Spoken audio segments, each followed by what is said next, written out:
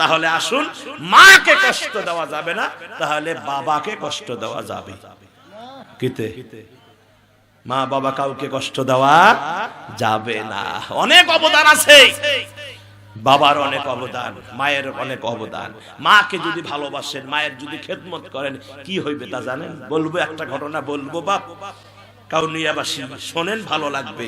এই মায়েরা শোনেন, আসতেছি মা। নবীজি বলেছেন তোমরা নবী হও নাই, কিন্তু নবীদের মা হয়েছে। সুবহানাল্লাহ কয় না?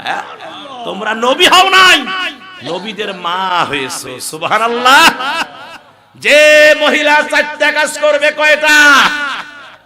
নামাজ পড়বে 5 ওয়াক্ত, সামনে রমজান, রোজা রাখবে। রমজান মাস শুধু মহিলারাই রোজা রাখবে, পুরুষেরা রাখবে না নাকি? এই যে মাহে রমজান রহমতের দরিয়া, এই দরিয়ায় কাটলে সাঁতার, গোনা যাবে ঝরিয়া। এ যে মাহে রমজান রহমতের দরিয়া, এ যে মাহে রমজান রহমতের দরিয়া। আবার এলো রমজান, শান্তির বার্তা, মুক্তির বার্তা। মুবারক মাস, রহমের মাস মহিয়ান। আবার এলো রমজান, আবার এলো রমজান। জোরে কোন মারহাবা, কোন মারহাবা, কোন। আমার ভাইয়েরা, এজন্য রমজানের সংবাদ রাসূল দিতে বলেছেন। সামনে রমজান, রমজানের খবর গোটা বিশ্ব ছড়িয়ে দিতে বলেছেন, বেশি বেশি রমজানে আলোচনা করতে বলেছেন। আমার ভাইয়েরা, প্রিয় নবী মুহাম্মদ রাসূলুল্লাহ সাল্লাল্লাহু আলাইহি ওয়াসাল্লামের পৃথিবীতে আসার অনেক আগে একজন নবী এসেছিলেন, যে নবীর নাম হলো হযরতে মূসা কালিমুল্লাহ আলাইহিস সালাম। সুবহানাল্লাহ কন্না। আমার ভাইয়েরা, এই মুসার পিরিয়ডে মায়ের যুবক, মায়ের খেদমত করলে কি হয় শোন, ভালো করে শোন কি হয়। যুবক কাউনিয়ার যুবকরা শুনে নেন, এই আলোচনা শোনার পরে আর কোনদিন মায়ের সাথে খারাপ ব্যবহার করবেন না। যদি খারাপ ব্যবহার করে থাকেন ইদানিং, আগে আজকে বাড়িতে যাবেন, গিয়ে মায়ের পা দুইটা জড়িয়ে ধরে কাঁদবেন, মা গো ভুল করেছি, ও মা তুমি আমারে মাফ করে দাও। কি পাবেন না? পাবেন না?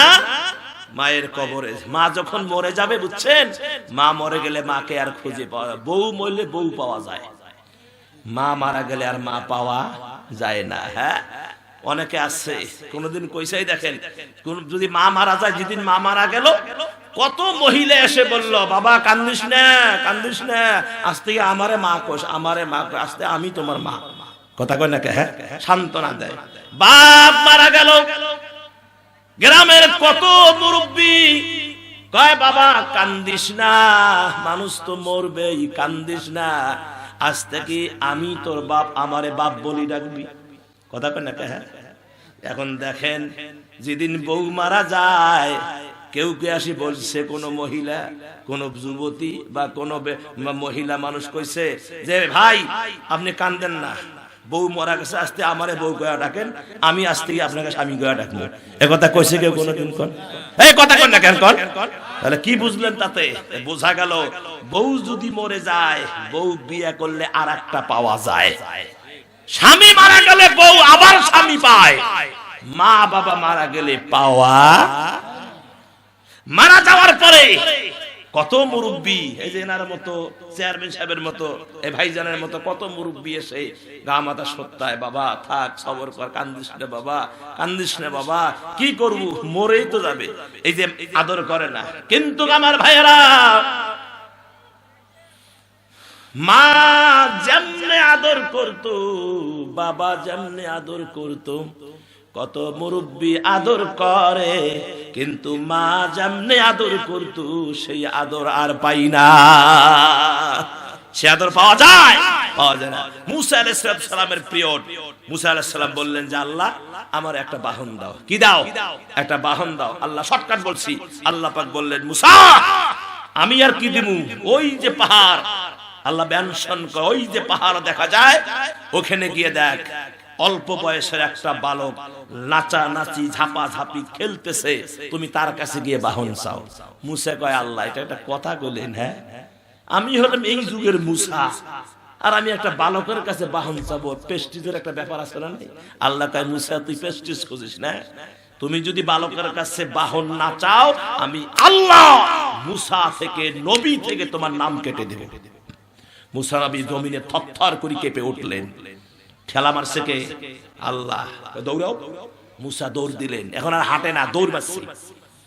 গিয়ে দেখেন বালক নাচতেছে, ঝাড়তেছে, খেলতেছে, চাঁদের মতো চেহারা বালকের।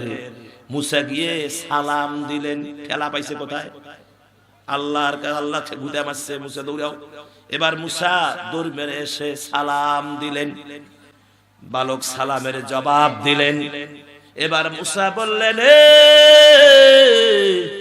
আল্লাহর গোলাম রে, ওরে আল্লাহর বান্দা, আমার একটা বাহন দাও, প্রয়োজন। এবার বালক দেরি করলেন না, শাহাদত আঙ্গুলি খানা আসমানের দিকে খাড়া করলেন।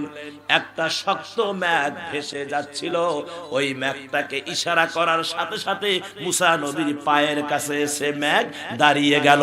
সুবহানাল্লাহ কয় না? আমার ভাইরা, মুসা নবী মেঘের উপরে চড়লেন। লিফট যেমন, প্লেন যেমন ভাসায়া নিয়ে যায়, এভাবেই ভাসায়া নিয়ে গেলেন। কাজ শেষ, আবার গন্তব্যস্থানে ফিরে আসলেন। নামলেন তো মেঘ তার জায়গা মতো চলে গেল।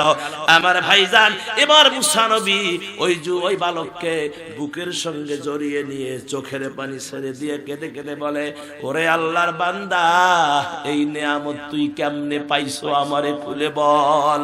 বালক চোখের কোনা দিয়ে পানি ঝরে আর ইশারা করে, ওই যে পাহাড়ের পাদদেশে একটা কুড়িয়ে ঘর দেখা যায়, জীর্ণ শীর্ণ একটা ঘর দেখা যায়।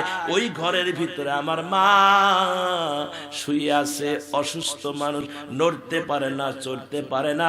আমি যখন ছোট্ট ছিলাম আব্বা মরে গেছে, আমার মা আমাকে লালন পালন করে বড় করেছে। হায় হায়, আমার মা আর চলতে পারে না, অসুস্থ হয়ে পড়েছে, নড়তে চড়তে পারে না। আমি আমার মায়ের খেদমত করি, আমার মাকে ভালোবাসি, খাওয়া দেই, মাথায় তেল লাগায়া দেই, পা টিপে দেই, মায়ের তামাম কাজগুলো আমি করে দেই। যখন আমি আমার মাকে ভাত খাওয়াইতে যাই, খাদ্য খাওয়াইতে যাই, ফলমূল খাওয়াইতে যাই, তখন আমি দেখি আমার মায়ের চোখের কোনা দিয়ে গরম পানি ঝরে, মায়ের ঠোঁট দুইটা নড়ে, বিড়বিড় বিড়বিড় করে কি জানি বলে, বুঝি না। এবার মুসা বলে, বালক রে, তোর কপাল খুলে গেছে রে বাপ, আমারে নিয়ে চল তোর মায়ের কাছে। মায়ের কাছে নিয়ে আসলেন। মুসা নবী কানটা মায়ের মুখে লাগায়া দিলেন। শুনতে পাচ্ছেন? আল্লাহ,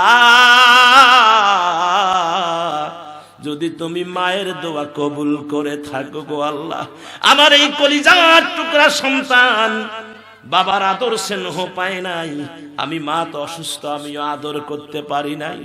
ওগো আল্লাহ, আমার সন্তান আমার জন্য যা করেছে, আমি আমার মায়ের কলিজা ঠান্ডা হয়ে গেছে।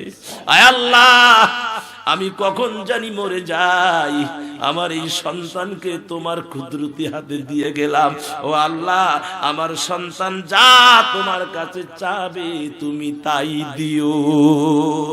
মুসা নবী ডাক দিয়ে বলে, বালক রে, শুধু এই মেঘ কেন, তুমি যদি আকাশের চন্দ্রকে, সূর্যকে ইশারা করো, ইশারা করতে তোমার দেরি, আমার আল্লাহ তোমার মায়ের দোয়া কবুল করেছেন, তোমায় চাওয়াইতে দেরি, আল্লাহ তোমারে দিতে দেরি করবে না।